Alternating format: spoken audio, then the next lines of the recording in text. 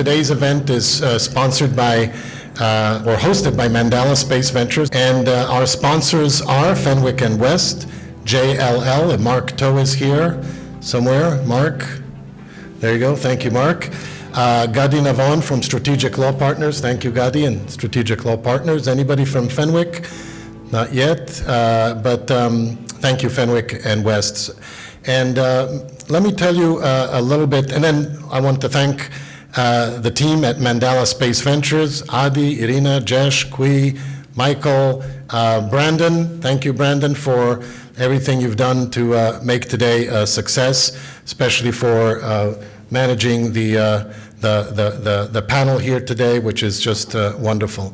So we're going to have a really exciting discussion. We'll keep it short. I am a big believer in relationships, in networking, in getting to know people, and so to me, short is good. Plus, there's food on the other side of this panel. So food is no food until the panel is over. My name is Leon Alkali, and very happy to be your host and the moderator here today. I retired from the Jet Propulsion Laboratory about 2 years ago. I spent 32 years at JPL. Very proud to have spent all this time working on space science and space technologies at JPL. That is my true love in as much as work can be. Very proud to have been responsible, a capture lead for the Grail mission to the moon and the InSight lander on Mars, both of which I was recognized by NASA with a distinguished individual medal.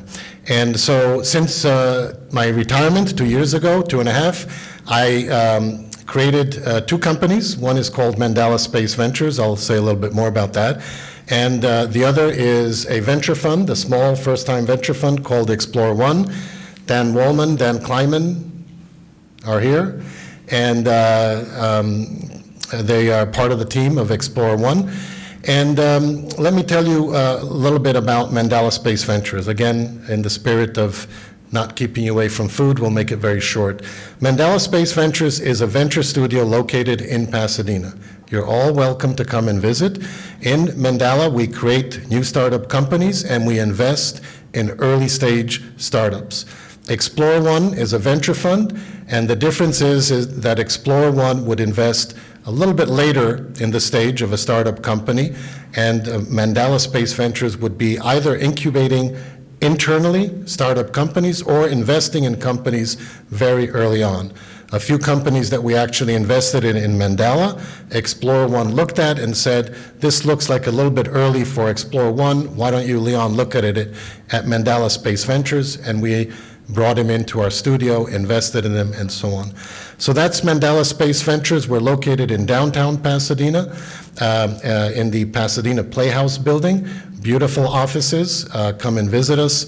And we, as I mentioned, incubate, but we also do strategic services for startup companies and for equity or for cash. So we actually have services besides incubation. Enough about Mandala Space Ventures, and I'd like to briefly introduce the team, the panel, and then we'll go through some questions.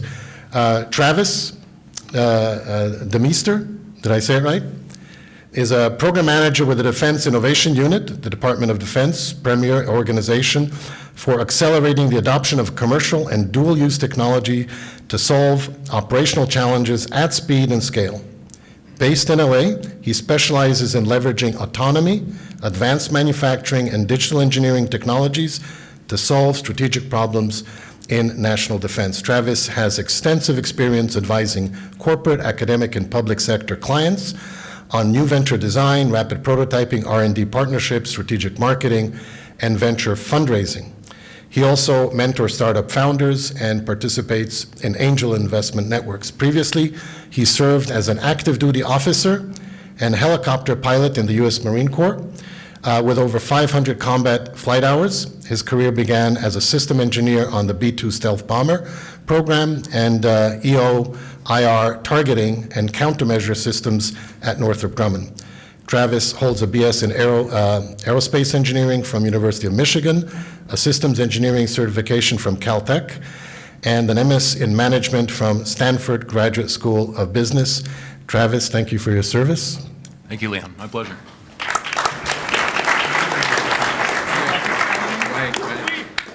Tim has 17 plus years in the global aerospace and defense industry, with the last 10 years focused on the space market.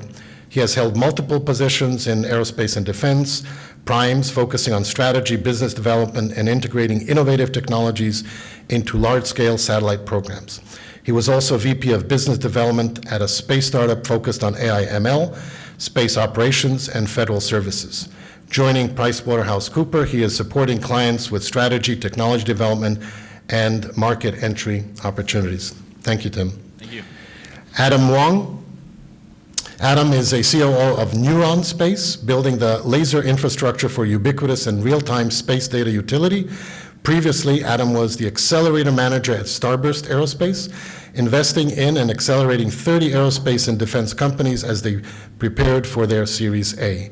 Adam also has experience in government sales and regulatory affairs, lead for Hedron, and while in DC worked at DARPA, and think tanks supporting thought leadership around national security programs. He holds a BA in anthropology from Harvard. Thank you, Adam.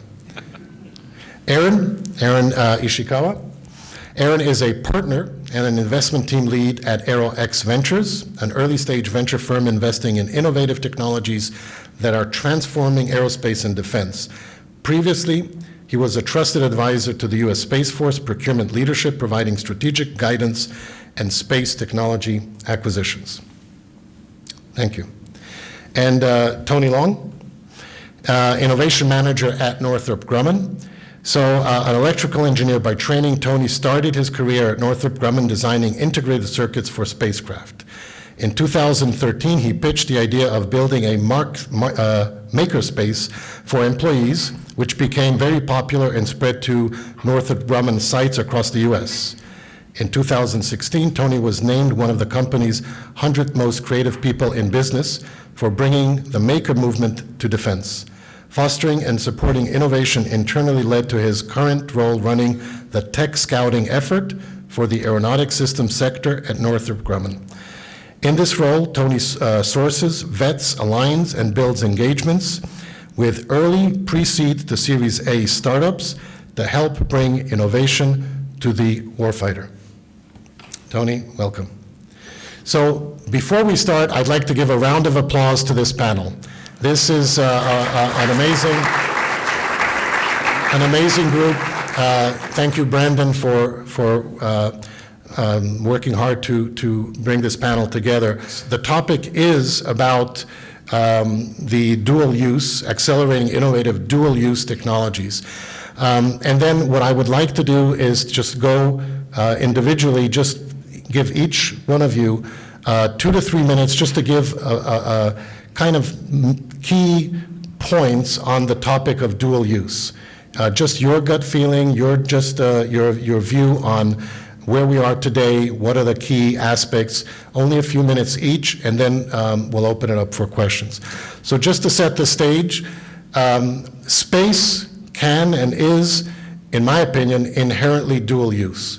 It has applications for commercial, civil use, but it also, as a destination, as a domain, as a vantage point, it is of national security importance, it is of strategic importance. Even if you look at it as a purely economic discipline, even that has strategic value to the United States especially. So space is inherently dual use. On the other hand, it's not easy always to build your company and to pursue funding in a dual use strategy. There are challenges in doing so. There are actually some VCs that I've encountered, not necessarily unusual, that depending on their LP composition, various sources, endowments, and so on, that are not always comfortable investing in companies that have exclusive, offensive, let's say, nature in the company. So there are challenges in finding the right investors, in growing your company that is perceived as exclusively defense or offensive weapons. So it's not easy, and penetrating and accessing funding from the DoD is a challenge. And so I just want to open up this to the panel as a question, your view of dual-use technologies today, where we stand, what is the outlook? Yeah, thank you, and thanks for letting me be on this panel. My view on dual use right now is that pretty much every technology is dual use at some point in its life cycle. And it's really about that timing of how does it become dual use? Does it start out as commercial? Does it start out as defense? And specifically for a startup trajectory, how does that work in the strategy of bringing something to market? And I think that there's a lot of interesting opportunities, and I'm going to advertise working with a prime here because that's what I do, in startups that are in early stage working with a defense prime or working for defense applications, because it's a really good way to prove out technology at sometimes what is a smaller scale before bringing it to a larger commercial scale. So I think that the theme that I think about a lot when it comes to dual use is what's the trajectory for that technology to become dual use? Wonderful. Yeah, so actually every one of the companies in our portfolio to date, we're still pretty early in our investment cycle, but they're all dual use right now. We like it for obvious reasons, right? Two big markets you can go after, and a lot of different built-in inherent advantages. But with that said, you know, there's really a thoughtful, strategic plan that needs to be behind the product roadmap and the financing behind all of that, right? We see a lot of companies, we're huge fans, obviously, of the TAC-FI Strat-FI program. A lot of companies just go after those. Same with SBIRs. We see companies go after it, and we have to sometimes encourage our portfolio companies not to do those things and to be more focused on what they're doing, right? You can't just chase every grant opportunity, or else you're going to have this, you know, product requirement set that's no longer practical. So I guess with all of that, we really look for companies that have a vision of where they want to go and have a strategic roadmap of how they're going to get there on both the product and financing side, and how that's all, well aligned. Thank you. I've had the pleasure of seeing the dual use problem from several different angles, from the perspective of a startup, from the perspective now at DIU within the government. I've worked hand in hand with a lot of investors, et cetera, and I think it's a compelling problem. There's several ways to look at dual use, and I think that as a starting point is often worth clarifying. So if you're selling into one product and you can repurpose that and sell it to another, dual use, sure. You can probably boil down the different ways that you can work within two markets to dozens of different frameworks. You might be leveraging investment from the Defense Department or from Health and Human Services or others, and not even necessarily selling to them as a driving market, but use them for the research dollars, still focused exclusively on commercial. I see a lot of commercial entities that are almost entirely devoted to defense. There's some natural markets that overlap, healthcare being a big, obvious, heavily regulated market that resembles it. But the point being is there are several different strategies one can use to approach dual use, dual impact, dual market, whatever you may call that. And so with that, I think I just want to emphasize a couple of things that I see from the seat at Defense Innovation Unit. One of those is why do we, the government, want dual use? Well, there's a very compelling case that there are products out there that we have not had to invest a lot of money into, or that maybe we invested money into 50 years ago in a very early stage DARPA idea, where those technologies are coming to play and we can reap the rewards of those because they've developed out in the commercial market, because they've seen funding from venture capitalists and seed stage all the way through strategic partnerships. So at the end of the day, the Department of Defense can get a better product at a lower price point with scalable production capacity as well. The production capacity isn't narrowed down to just a government user. So tremendous upside, we see the value, but there's still a disconnect. There's still us in this room talking about how do we make this market work. There's inefficiencies left and right, and it's very opaque and certainly not optimized. I will offer one idea that I think is, that I've seen helpful both on the commercial and government side, which is the idea of a narrative. The DoD and government in general seems to be very averse, and I get it, to media, press, et cetera, because there's a very big security environment. But if you as a founder or as an investor who's working with these companies are developing a narrative about how your product can fit and work within the structure of the DoD, which by the way is often very different from the structure it's used out in the commercial economy, if you can develop that narrative by understanding the stakeholders, understanding the needs of the end user, and showing how your product will create outsized impacts, I think that's what gets attention. That's what shakes money out of congressional trees. That's what helps ultimately bring together teams that are supporting these products coming to market. So I'll foot stomp a couple times. I had a great conversation with Louis from Mandala Ventures earlier about the value of developing that. And it sounds fluffy, but I've seen it work in very real ways. The anthropologist in me loves that you're talking about narrative. And I believe that, as humans, narrative is a big part of it. Because the reason why the defense industry is the way that it is because people are fundamentally scared. What people use their money for is for safety. And it's not only for national safety, but also for personal safety. It takes an enormous amount of courage to not invest in things that are incremental improvements and are overruns and get into cost overruns and take the safe option. And instead, an enormous amount of bravery to improve the world and to bring about revolutionary technological change. For a national security context, I think we want to make strategic surprise.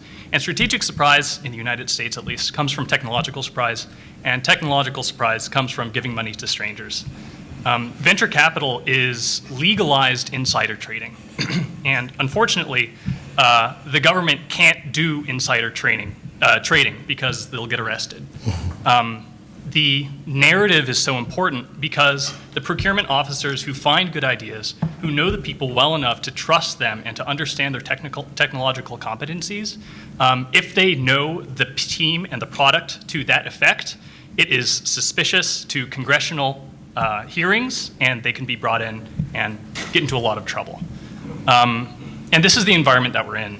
And so I think that the ways to improve this is to really make yourselves aligned and tied to higher principles of this is the capability that we're trying to do. We're all on the same team here. How can we align everybody's incentives in order to make this happen?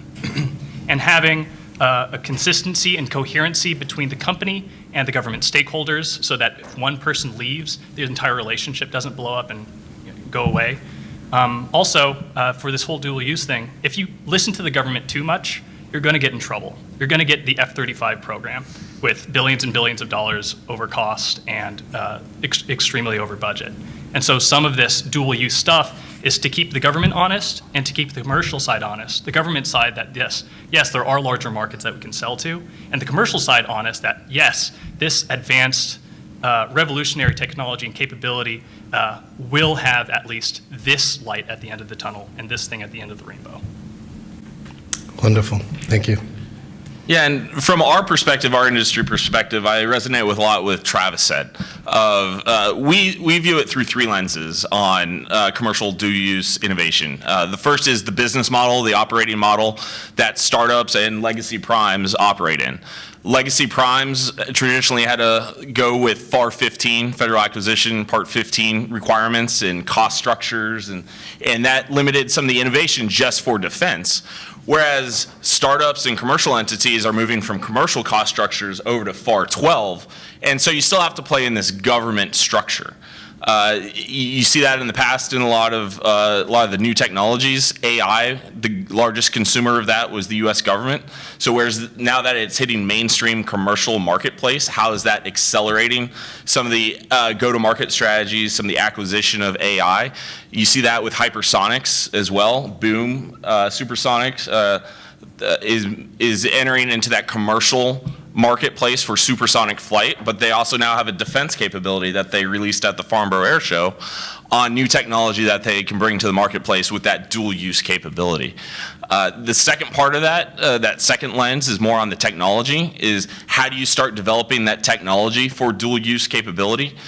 We see some of our clients in the marketplace have to have RAD hardened capability throughout their policies and procedures, whereas new startups are bringing commercial grade, automotive grade capability into the marketplace with the technology to make it cheaper, to make it faster. It might fail more, but they can at least go to market with that strategy and get the data, get the services, get the hardware to the customer at the end of the day. And then the third area that we focus on was on the government side. We heard a lot about SBIRs and STTRs and StratFi. The government focuses on that for three reasons. One, they want innovation. They want to provide innovation into the warfighter, into the marketplace, so they can bring new ideas to the table. They want speed. How do we deploy that to the warfighter? How do we deploy that to the commercial operators? And then the third one is they want to get more funding into the ecosystem with those SBIRs and STTRs. So now that startups can go to their investors and show that their P wins and P goes, the probability of win and probability of go for new programs is higher. So now their pipeline is bigger, so now they can tap into the ecosystem for venture capitalists to go out there and start raising more funds to develop that technology. In space, we always said the hardest part about getting to space was getting to space. Now some of the ecosystem has changed where launch is cheaper, launch is more reliable, and now you're starting to see the issue of getting to the launch pad. Getting that technology to the launch pad, getting that technology ready to launch and demonstrated is kind of the key issues that we see in the industry today. I just want to ask kind of a rhetorical question, and as if there are a lot of startup companies here, and maybe Tony, starting with you as a part of the prime Northrop Grumman, do you have a process, do you have a kind of a portal or a way of seeking out startup companies that really are looking to partner with defense contractors because they don't have the access. They have a technology, they believe it's dual use, and there's a barrier. And is there what are the opportunities, or how does that work from your end? Do you scout? Can people reach out to Northrop Grumman through a portal? What's the process that you interface with that world? Yeah, sure. So there's a couple different ways we do it. The sort of traditional way, which may not get you too far, is by going to our website and submitting your information to our small business database. And that gets your information in there. It's not really set up for startups. It's set up for companies that are already producing things, have a proven business model, and are selling widgets. We do accelerators. We do a lot of tech scouting. We're actively going out and looking for companies. If you're in this room, come talk to me afterwards if you're interested. That's really the way we do it. And we have a process of getting our startups to develop a narrative. And I'm really glad you guys brought that up, because that's a term that I use all the time within Northrop Grumman, of building that narrative from a startup's got a technology to where does that technology fit into solving one of our customers' problems? And then how do we get that technology onto one of our platforms, or how do we support the development of it? It's really building this narrative. And what we do is we vet companies initially, we find a match, and when we find a match, we do something that we call a minimum viable engagement, where we issue a small contract to a startup and say, we'd like you to do something. And the output of that MVE is something that helps build that narrative. That's all it is the company can do something, they can work with us as people, and we've proven something technically that we can then sell to other folks and other stakeholders that might be interested in putting that on. So we have a really nice process, I think, that works well with startups.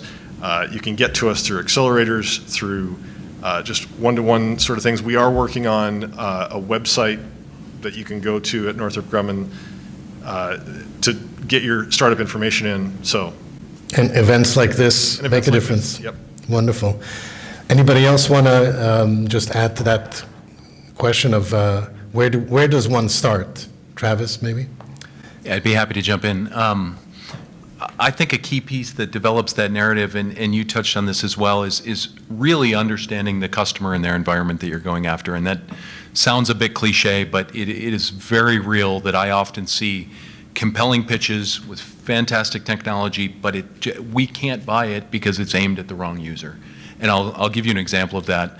I'm running a program right now where we're doing some implementation of digital thread and helping that leverage digital engineering towards final product. And there were several pitches that I got on that that were software focused, right? It was a software company who wanted to sell me the thing. But I'm not the one pushing keys. Nobody on our team is the engineer that's going to be designing these things. So that tool is great for an engineer, but that's not us, right? They missed on who their end user is. There's a good reference for those who aren't familiar, the mission model canvas. Steve Blank has popularized that. I think that's a good starting point, but understanding your users, where that funding is going to come from, what else you will need to get from A to B, which could be an authority to operate, an ATO, whoever's dealt with that knows that it can be cumbersome at best and will shut you down at worst. Those types of hurdles, roadblocks, et cetera, if you can identify those for your beachhead market, because by the way, it's going to look different in every service and in every way it might be implemented, find your target audience, really get to know them, network in events like this, and understand that human terrain and landscape that you'd have to sell into. That, in my opinion, is the essence of why dual use is so hard, is you're selling into a market that is just so much different than anything else you might operate in that people often get stopped right at the front door. And so understanding that ecosystem you have to sell into is crucial. Beautiful. Aaron, what about you? Imagine you get a pitch as a VC, and it claims it's dual use. How do you scrutinize this? How do you vet it? Is it a positive? Do you check it? How do you take a look at that? Fair. I know everyone has their own school of thought on how to prioritize different aspects of any investment, right? Team, product, market. Personally, we are a growth-focused fund, so we like to look for growth potential. And usually, I'll say if we get a pitch deck and through email, we'll give it an honest look if it's well aligned. But every deal, again, that we've done so far has been with people we had relationships for a number of years. They're not folks that just, came up with an idea, came to us and shopped it. I'm not saying that we would turn those good opportunities away, but to date, they have all been folks. Some of them I've worked with for a number of years. We invested in Will Roper's Istari, and when I used to be an advisor to some of his teams early in my career, and I've invested in folks that I've known at Northrop when I was just out of college, that I first met them there, and seen their journey through being employees to now operators. Some of them were VCs at some points too, but those relationship points that, whether you're a founder now, whether whatever you do in the past, if you're cultivating that relationship in the right way, that type of trust is something you can't overcome with any sort of pitch deck. But if you have a cool company, send me your pitch deck, please. Excellent. Adam, did you want to add to that, or? Yeah, absolutely. We're all people, and people are emotional people, and much more decision-making is based off of personal interactions and trust than anybody likes to admit. All of these processes that exist, laws, SBIRs, front door processes, they are shortcuts and histograms of previous social interactions and previous trusting relationships that have happened in the past. And in order to get in front of people, and for those people to give you millions of dollars, they have to trust you. That's hard.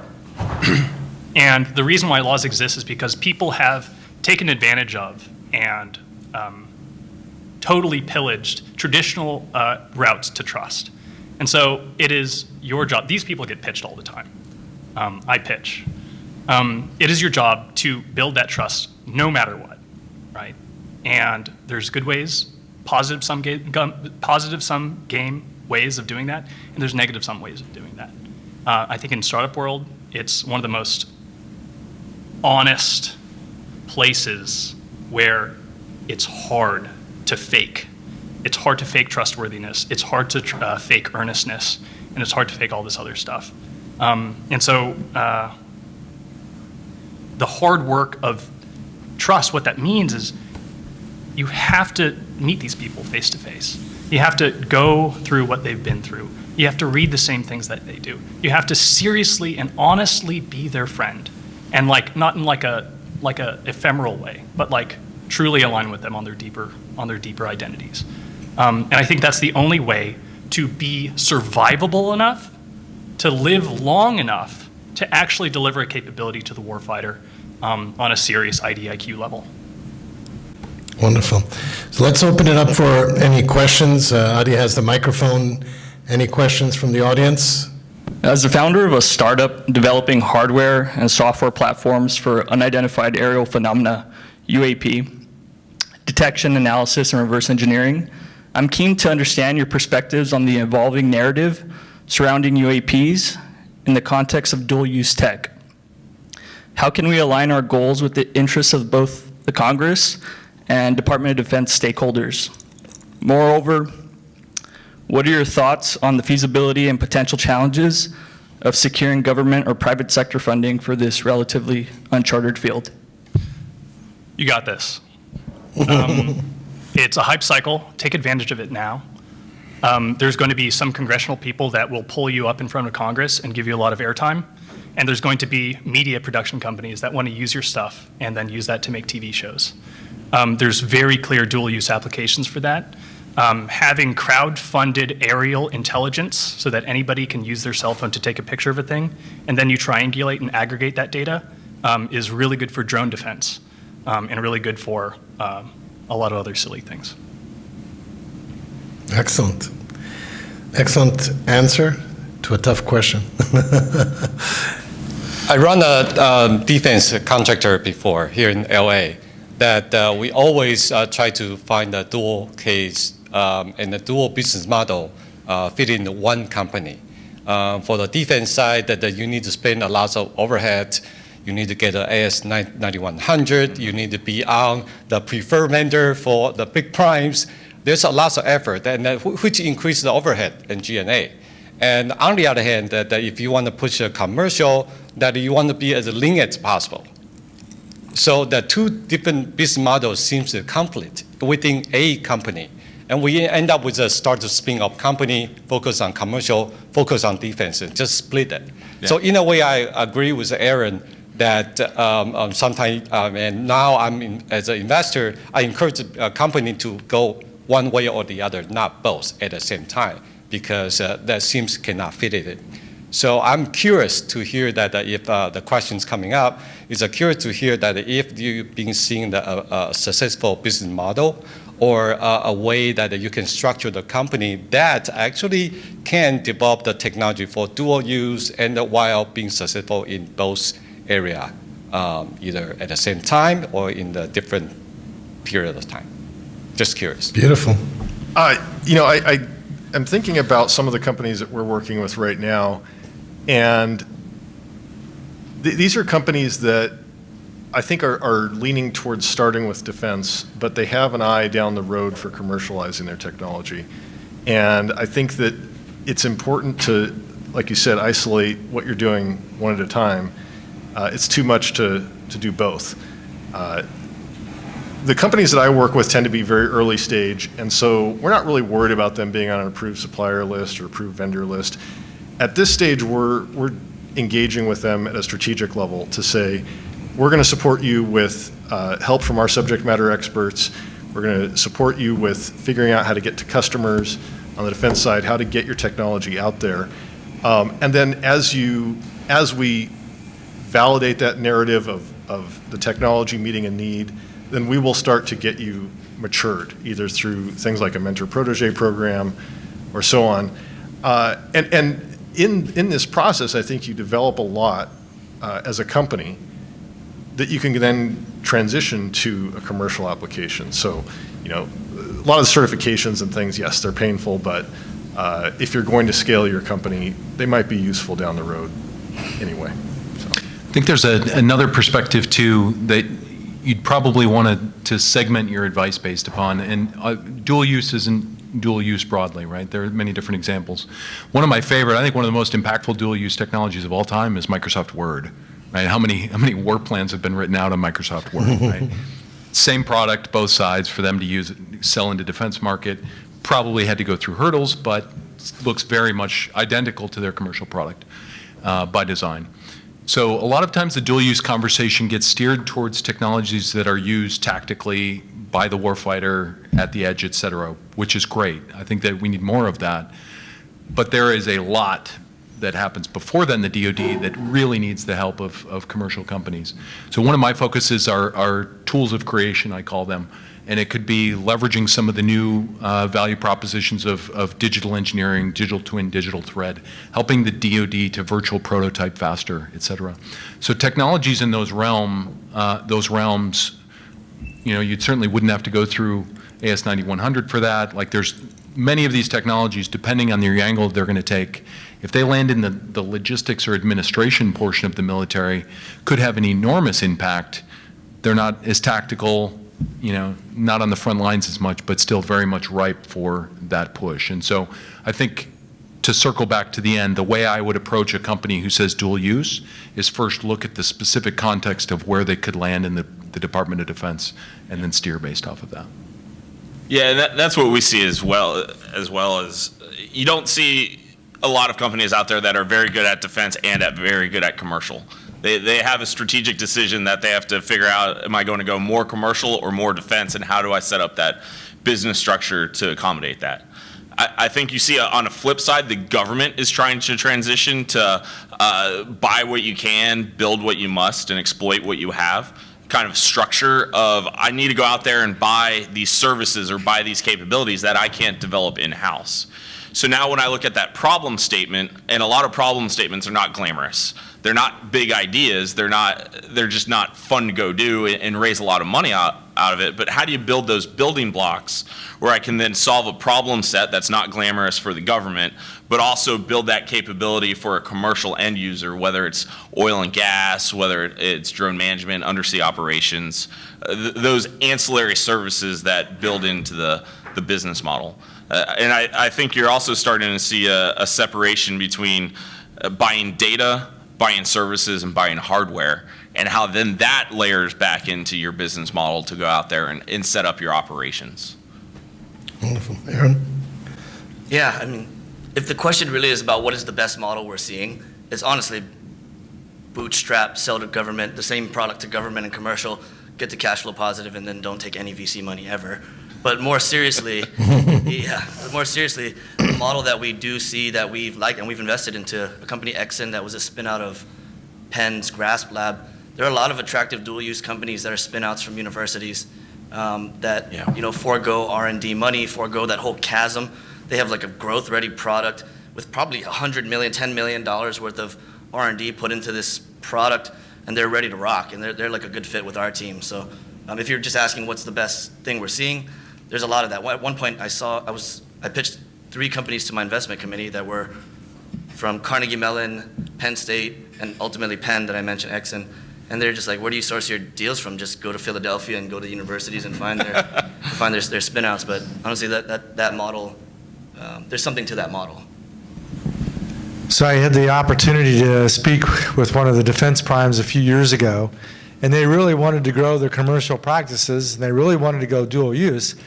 But once the DoD or DARPA had funded the initial engagement, they immediately classified it as secret or top secret, and then they were afraid, they had fear to actually try and bring it out into the commercial markets.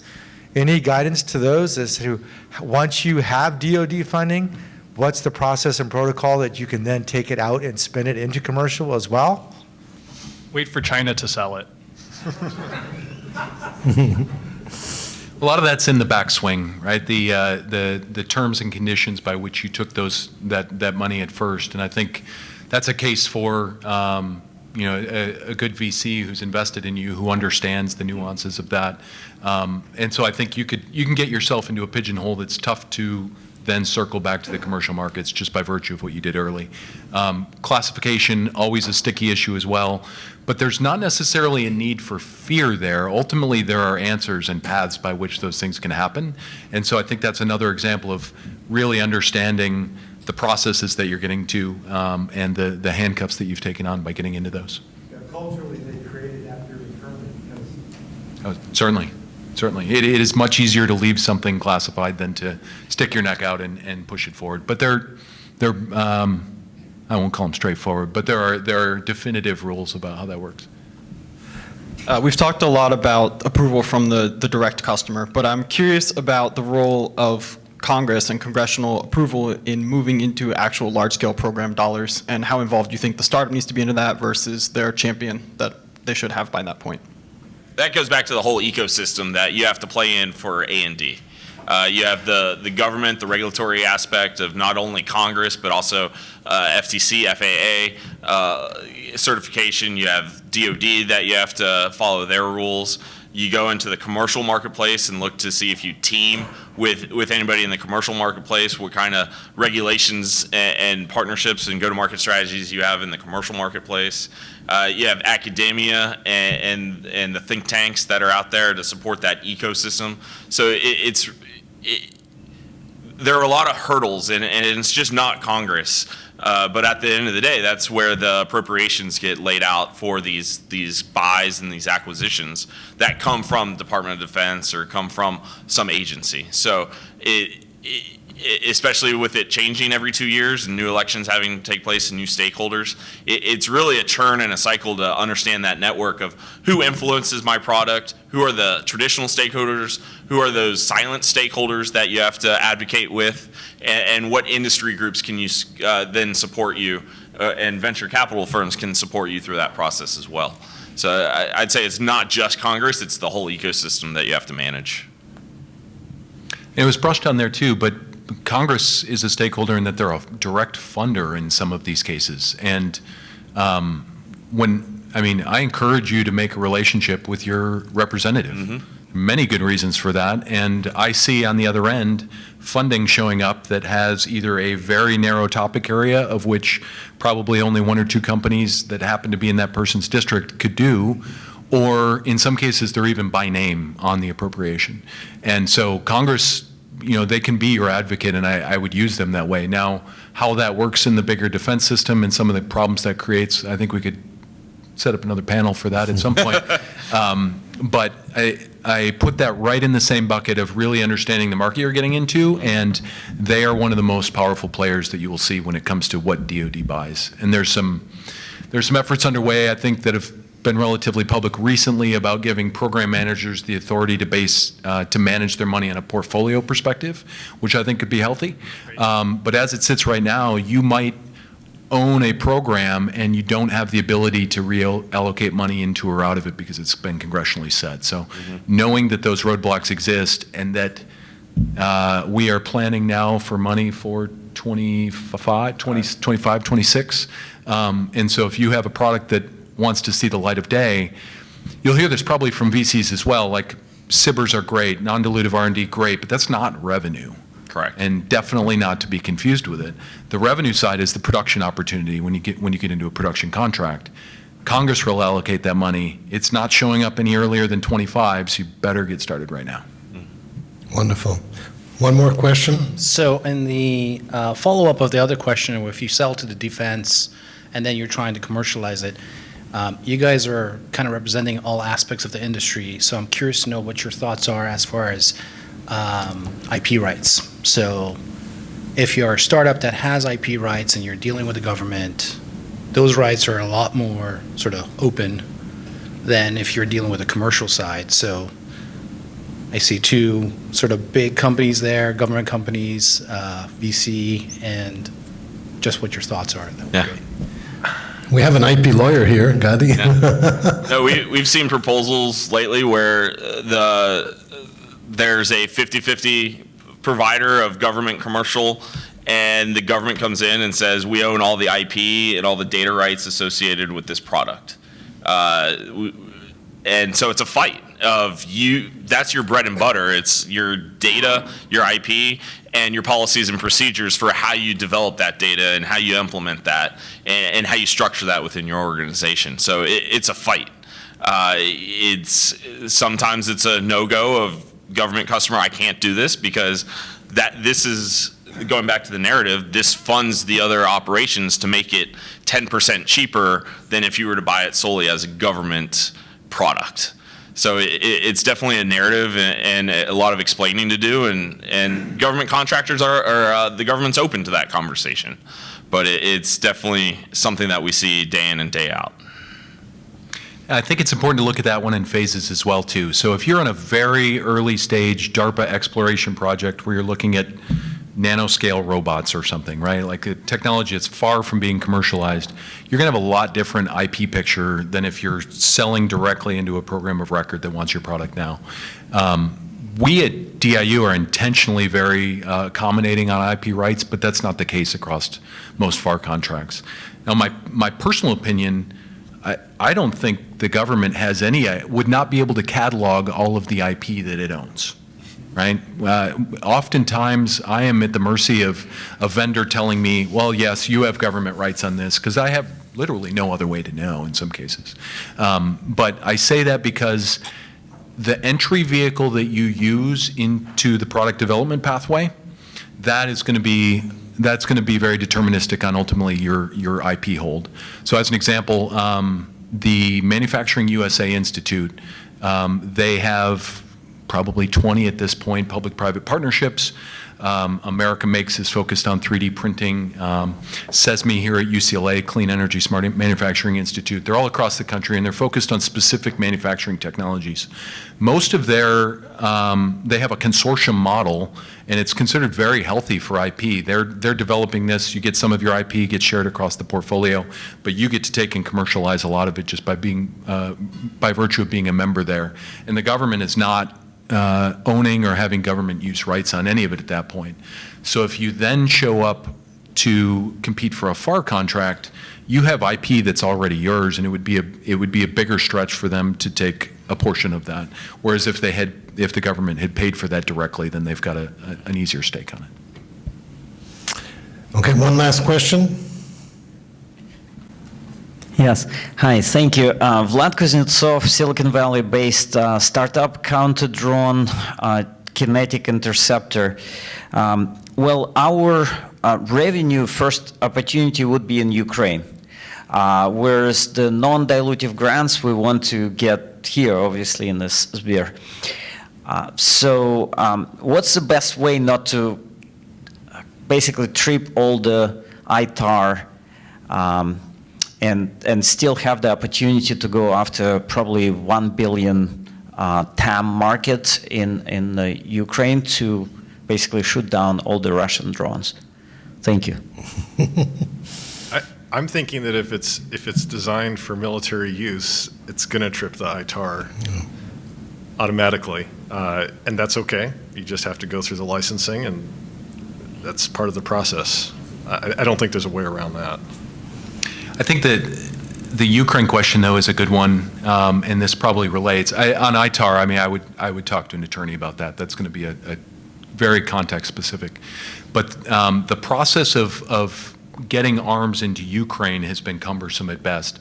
EUCOM, European Command, owns that process, and if something is requested from Ukraine, it takes probably 20 different steps and agencies to circle around to see if we have that on hand, if we can procure it somewhere else, et cetera. It's a nightmare.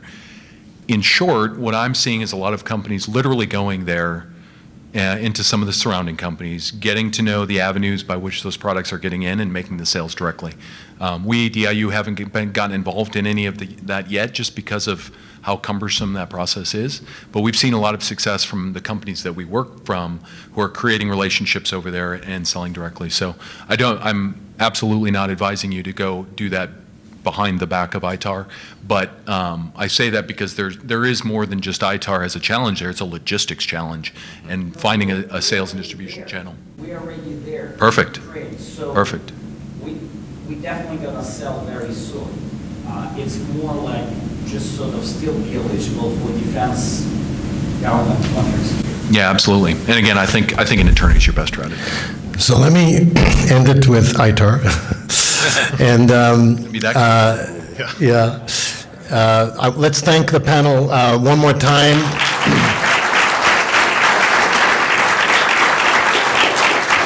And the panel is here, so feel free to reach out to them right now and enjoy the lunch. And again, thank you for being here. This, to me, is a successful event, not just because of the distinguished panel and the discussions, but also because you are all here networking and making this whole ecosystem work. So thank you for being here, and thank you to the panel.